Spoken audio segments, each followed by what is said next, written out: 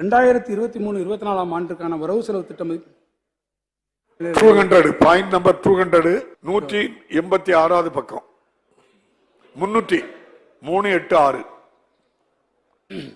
வரவு செலவு திட்ட மதிப்பீட்டை விட சிறிதளவு குறைவானதாகும்.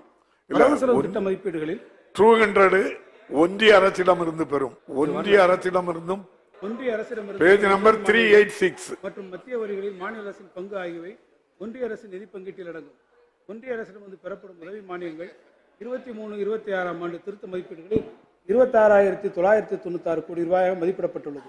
இது 23-24 ஆண்டின் எதிர்பார்த்த அடிப்படை ஒட்டுமொத்தமாக 23-24 ஆண்டிற்கான வரவு செலவு திட்ட மதிப்பீடுகளில் 37,540 கோடி ரூபாய்.